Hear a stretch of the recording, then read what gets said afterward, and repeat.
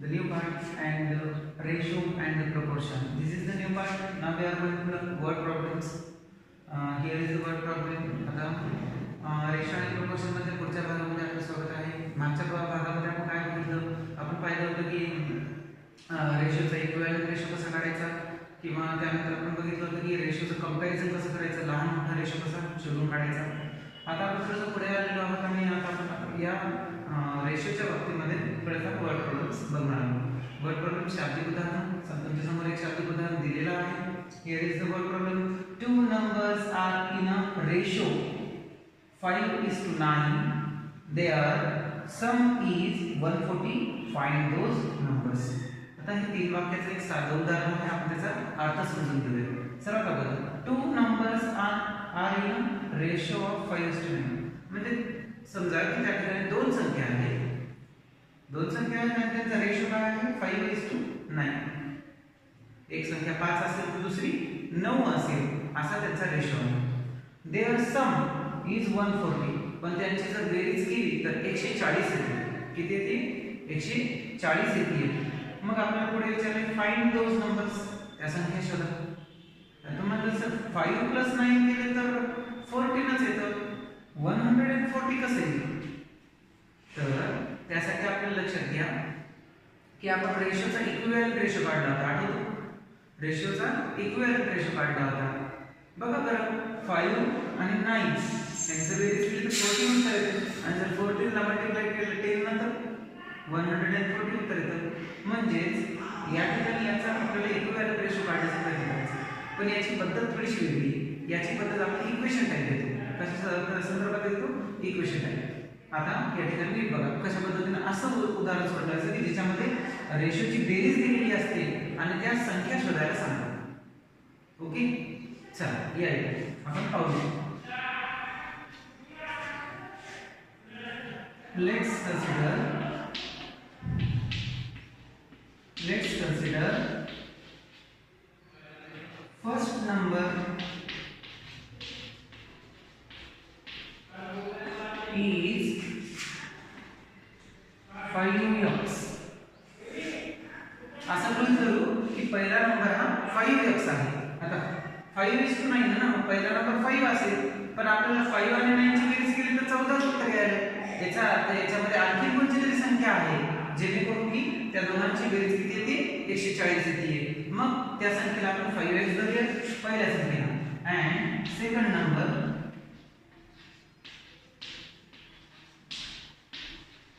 is 9x. मग असा विचार केला की पहिली संख्या ही 5x आहे आणि दुसरी संख्या ही 9x आहे.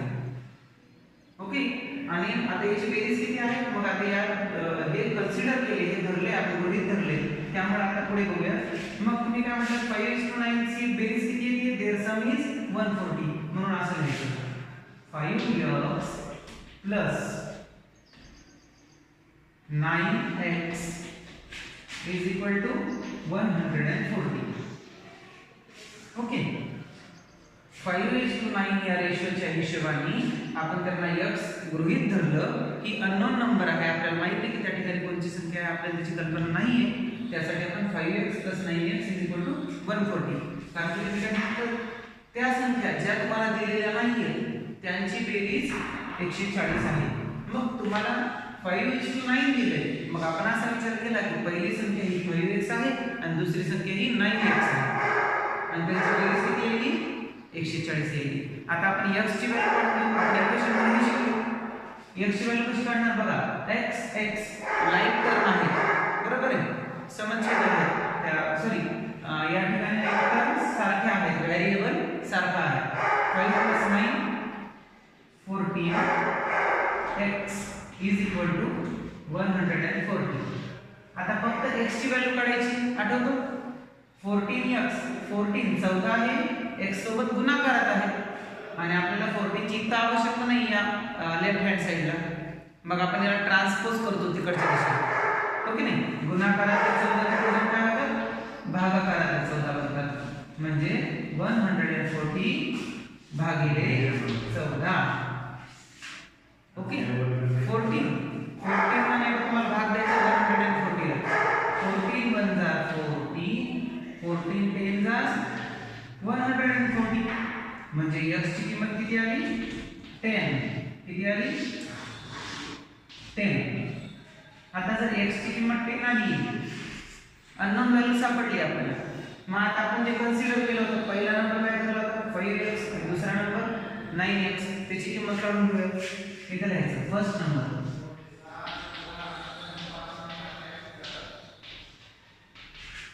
5x x ची किंमत 10 आहे ना आता म्हणून 5 मल्टिप्लाइड बाय 10 किती झाले 50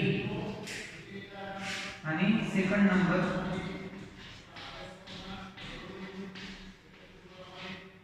is equal to 9x means 9 multiplied by 10 90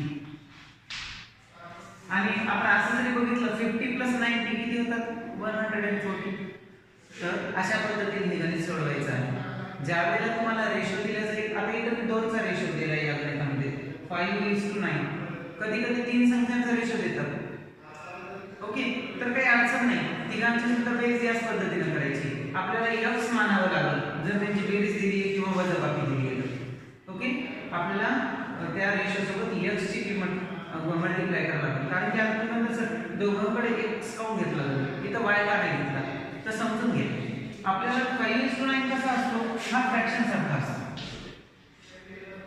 बरोबर आहे आणि ह्या संख्या नाही त्या एकमेकाच्या काय म्हणतात त्याला प्रमाणात असतात आणि जर तुम्ही याला x लावलात जसं की मल्टिप्लाइड बाय x केलं तर आपण आठवते का इक्विव्हॅलेंट फ्रॅक्शन मध्ये मल्टिप्लाइड बाय x खाली करावं लागेल म्हणजे वरच्या संख्येला वेगळी संख्या आणि खालच्या संख्येला वेगळी संख्या आपल्याला असं धरता येणार नाही ओके त्यामुळे x हा कॉमन लेटर घेतला जातो x घ्यावा असं काही नाही a घेऊ शकता b घेऊ शकता m घेऊ शकता तुमच्या मनावर ऍडिशनचं गणित कळालं सोपं आहे दिलेल्या संख्यांना x जोडून ऍडिशन मध्ये याची बेरीज 41 सांगितले तर इक्वेशन मांडून घ्या x ची किंमत काढून घ्या x ची किंमत काढली की पुन्हा आपण ज्या गोष्टी कन्सिडर केल्या त्या 5x ची किंमत काढून घ्या 9x ची किंमत काढून घ्या समजलं तर याच्यामध्ये आता 3 रेशोचं पण गणित आहे आता पुढचं गणित आपण कशा पद्धतीने rupees 1 lakh to an orphanage a hospital and an old age home in the ratio 7:5:8 how much amount did each institute receive बघा तर 1 लाख रुपये काय सांगितलेलं आहे a man donates 1 lakh rupees म्हणजे त्या ठिकाणी एका व्यक्तीने 1 लाख रुपये डोनेट केले डोनेट करणे म्हणजेच दान करणे या ठिकाणी शब्दांचे अर्थ सुद्धा लिहिले तुम्हाला डोनेट म्हणजे दान केले पुढचा शब्द आहे कोणाला डोनेट केले बघा 3 गोष्टी आहेत ऑर्फनेज म्हणजे काय ऑर्फनेज म्हणजेच अनाथ आश्रम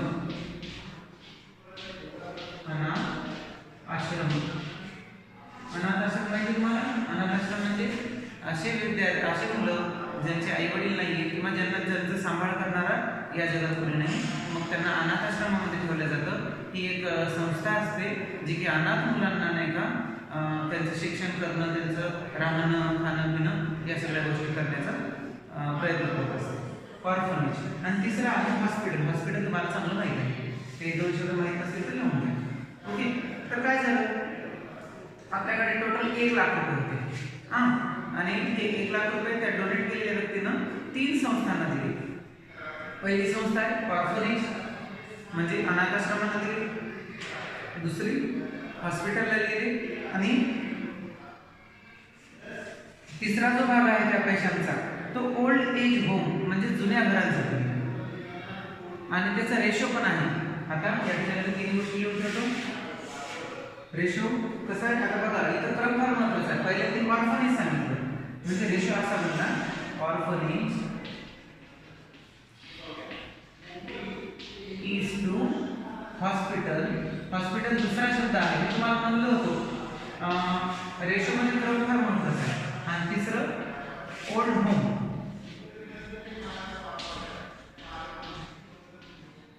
आणि यांचा रेशो कसा आहे यांचा रेशो आहे 7:5:5 8 या रेशोमध्ये पैसे दान करण्यात आलेले आहेत. टोटल पैसे किती दान केले? डोनेशन 1 लाख रुपये, 1 लाख रुपीज, 1 लाख रुपये दान केले. ऑर्फनेज हॉस्पिटल ओल्ड होम 7:5:8 म्हणजे 7 ऑर्फनेजला दिले, 5 भाग हॉस्पिटलला दिले आणि जुन्या घराला 8 भाग दिले. या याचे आता असं पण समजता येते बघा, मी भाग हा शब्द वापरला. भाग म्हणजे पार्ट्स. ओके, तर म्हणजे 1 लाखाचे जर किती तुकडे झाले? 3 तुकडे झाले. 1 लाखाचे इथं समजून घ्या, 1 लाखाचे हा समजा पूर्ण सर्कल म्हणजे 1 लाख आणि याचे एकूण 3 तुकडे झाले. किती तुकडे झाले? 1 2 3. हे 3 तुकड्यामध्ये तुकड्यांचा म्हणजे भाग कसे झाले? सगळे भाग समान आहेत का? 1 लाखाचे 3 समान भाग करायचे का? नाही. त्यांनी रेशो दिलाय की कोणाला 7 दिले, कोणाला 5 दिले, कोणाला 8 दिले.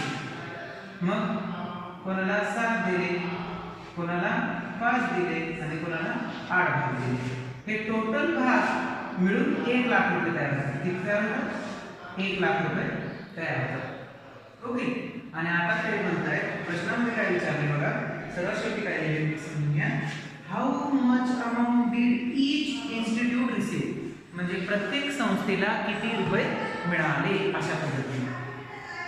तर पुन्हा गणित तेच आहे, तिघांना मिळून पैसे किती मिळाले? 1 लाख रुपये. म्हणजे 3 रेशोची बेरीज किती आहे? 1 लाख रुपये. तसंच गणित आहे, मागच्या वेळेस जसं आपण x मानलं होतं तसं या ठिकाणी x मानावं लागेल. मग लेट्स कन्सिडर, इथून कधी सुरुवात होतं सोडवायला. लेट्स कन्सिडर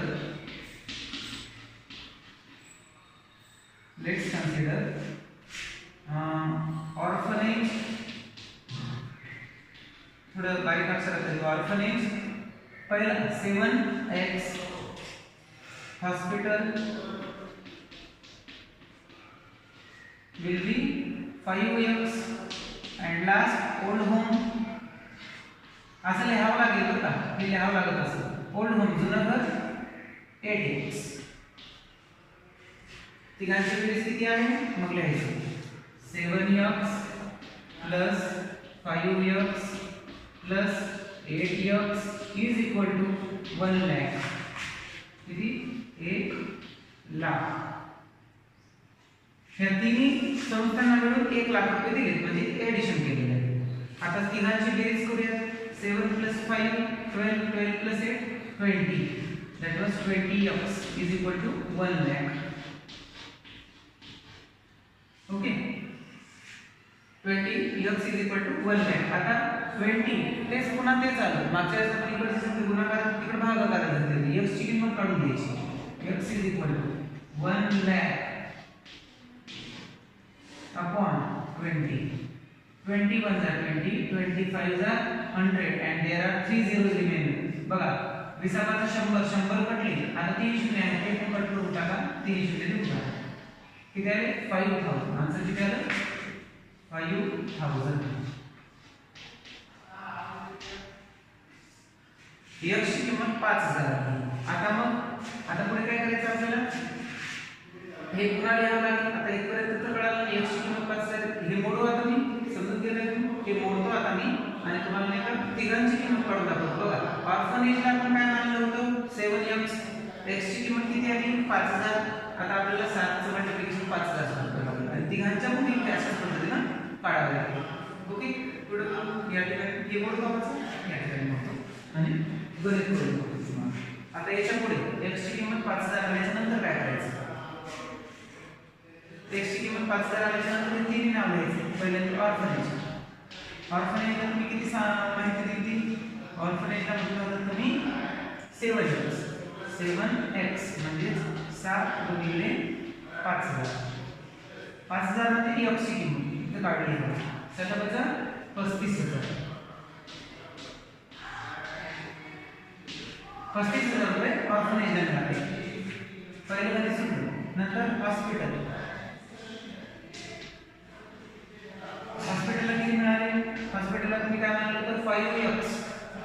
5x x ची किंमत 5000 5 मल्टिप्लाइड बाय 5000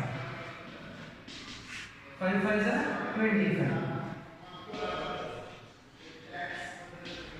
25,000 हॉस्पिटलला मिळाले आणि लास्ट होतो ओल्ड होम 8x हे 8 मल्टिप्लाइड बाय 5000 8 5 जा 40 चल अशा पद्धतीने पैसे डिस्ट्रीब्यूट करण्यात आले होते बघा त्या दान करणाऱ्याने डोनेशन दिलं होतं डोनेशन म्हणजे दान केलं 1 लाख रुपये 1 लाखाचे 7x 5x 8x किंवा 7 5 7:5:8 या रेशोमध्ये वाटण्यात गेली आणि आपल्याला त्यांची विचारलं होतं की नेमके किती पैसे प्रत्येक संस्थेला मिळाले तर आपण काढलं बघा अनाथ आश्रमाला 35,000 हॉस्पिटलला 45,000 आणि ओल्ड होम जुन्या घरांना 40,000 जर तिघांची बेरीज केली तर 1 लाख किती बघा 35 + 25